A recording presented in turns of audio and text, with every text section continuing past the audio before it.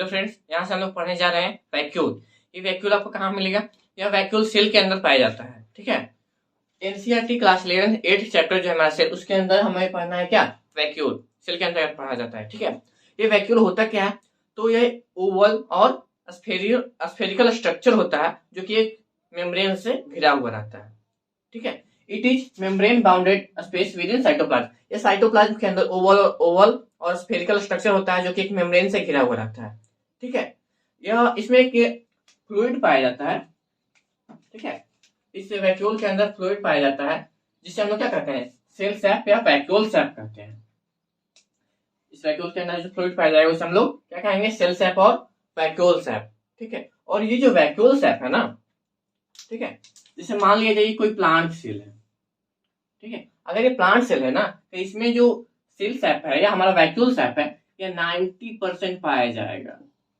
90% भाग को ये अकेले घेरे हुए रहता है। प्लांट सेल अगर है तो, और अगर एनिमल सेल ये है, ठीक है, तो ये जो है पूरे सेल वॉल्यूम का 65% भाग जो है ना अकेले घेरे हुए रहता है। तो समझ लीजिए कितना हमारा, मतलब कि अगर कोई जैसे कोई व्यक्ति है ना जो कहता है हम 100 किलो के हैं, तो समझिए उसमें 65 किलो क्या है? ये हमारा वैक्यूल सैप है। तो ये कैसे अरेंज होता है? हमारे बॉडी में तो हड्डी भी है, मसल्स भी है, तो सेल के अंदर ये उस प्रकार से अरेंज रहता है। ठीक है, आप लोग कुछ चीजों को पढ़ेंगे ना, जैसे कि सेल क्या है हमारा, सेल को तो हम नग्न आंखों से नहीं देख सकते हैं, लेकिन उसमें भी 6 मीटर लंबी स्ट्रक्चर पाई जाती है सेल के अंदर ही। तो आगे हम लोग पढ़ेंगे उसके अरेंजमेंट कि कैसे अरेंज होता है।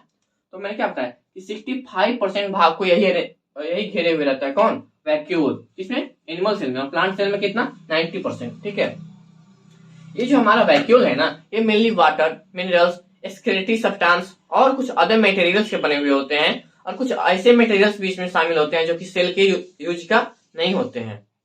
ठीक है, वो सेल के लिए लाभदायक नहीं होते हैं। तो अब बात की जाए, जैसे वाटर हो गए, मिनरल्स हो गए, ठीक है, और कुछ कंपाउंड्स भी इसमें आते हैं, और जो सेल के लिए काम का नहीं होता है वो भी आता है। अब कहिए कि सेल का काम का नहीं है तो वो इसमें क्यों पाया जाता है? तो देखिए, जैसे मान लिया जाए आपको कि ये गोल्जी बॉडी है। ठीक है, गोल्जी बॉडी का ये सिस्टर्नी है। ठीक है, ये एक सिस्टर्नी है, ये दूसरा सिस्टर्नी है, तीसरा, ये चौथा। ठीक, तो अगर इसके आसपास वैक्यूल्स पाए जाते हैं, ठीक है, तो ये वैक्यूल्स क्या होता है ना, ये भी सेल के यूज का नहीं है, समझे? लेकिन जैसे जैसे इसके अंदर से, यानी गोल्जी बॉडी के अंदर से ये पार करता है, वह यूज का हो जाता है। ठीक है, यानी जब तक कोई गोल्जी बॉडी में पार नहीं किया है, गोल्जी बॉडी के बाहर है, वो सेल के यूज का नहीं है। और जैसे ही वो बाहर चला जाता है, सॉरी, सेल गोल्जी बॉडी के अंदर से पार हो जाता है, ये यूज का हो जाता है। ठीक है, इसे यूजफुल कौन बनाता है? तो गोल्जी बॉडी बनाता है। ठीक है, और क्या होता है ना कि वैक्यूल जो है एक मेम्ब्रेन बाउंडेड स्ट्रक्चर होता है। ठीक है, यह एक मेम्ब्रेन से घिरा हुआ रहता है, और वो मेम्ब्रेन बस सेमी परमिएबल, ठीक है, जिसे हम लोग क्या करते हैं? टोनोप्लास्ट एक सेमी परमिएबल मेम्ब्रेन है जिससे जो वैक्यूल को घेरे हुए रहता है। ठीक है, और सेमी परमिएबल मेम्ब्रेन का मतलब क्या हुआ कि वह अपने अंदर उसी चीजों को आने देगा जो इसके काम का होगा, और इसके अंदर से जो काम का नहीं होगा उसे बाहर निकाल देगा, यानी एक तरह से प्रोटेक्शन का कार्य करता है। ठीक है, और अगर बात की जाए टोनोप्लास्ट के फंक्शन का, तो ये टोनोप्लास्ट कॉन्सेंट्रेशन ग्रेडियंट के अनुसार, ठीक है, कॉन्सेंट्रेशन ग्रेडियंट के अनुसार यह सेल्स में, ठीक है, सेल्स में विभिन्न प्रकार के आयंस का, कंपाउंड्स का, और भी कुछ मटेरियल्स का ट्रांसपोर्टेशन का कार्य करता है। ठीक है, टोनोप्लास्ट क्या करेगा? ये जो हमारा सेल है, सेल के अंदर ये वैक्यूल क्या करेगा ना कि इसमें बहुत प्रकार के आयंस, ठीक है, कंपाउंड्स और कुछ अदर मटेरियल्स के ट्रांसपोर्ट का कार्य करेगा, और वो भी किसके अनुसार? कॉन्सेंट्रेशन ग्रेडियंट के अनुसार ये कार्य करता है। ठीक है, और यही कारण है कि हमारा सेल सैप का कॉन्सेंट्रेशन जो है वो साइटोप्लाज्म के कॉन्सेंट्रेशन से अधिक होता है। ठीक है, और अगर बात की जाए कहाँ पाया जाता है, तो ये टोनोप्लास्ट जो है सेल, एनिमल सेल्स में भी पाए जाते हैं और प्लांट सेल में भी। प्लांट सेल में तो ये हमारा 100% है कि सभी प्लांट सेल में पाए जाते हैं, लेकिन कुछ एनिमल सेल्स में पाए जाते भी हैं और नहीं भी जाते हैं। जिस एनिमल सेल में पाया जाएगा तो उसमें बिखरा हुआ रहेगा, ये अरेंज नहीं रहता है वैक्यूल। ठीक है, यह हमारा जो वैक्यूल है यह मेनली 3 टाइप्स का होता है, कॉन्ट्रेक्टाइल वैक्यूल, फूड वैक्यूल और गैस वैक्यूल।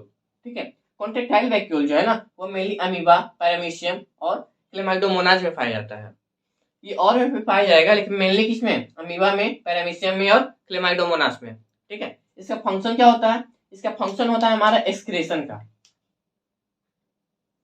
ठीक है, इसका कॉन्ट्रेक्टाइल वैक्यूल का फंक्शन होता है एक्सक्रेशन का, यानी उत्सर्जन का कार्य होता है इसका।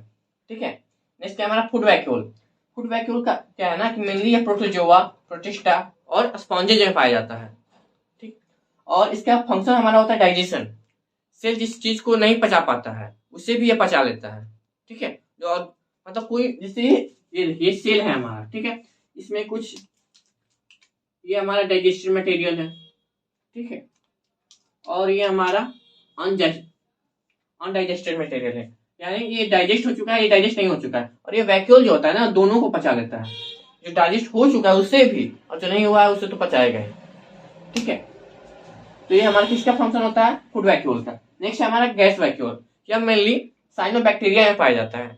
ठीक है, इसका फंक्शन क्या होता है, गैसियस एक्सचेंज का, और यह जो है वैक्यूल को बायोन्सी प्रोवाइड करता है।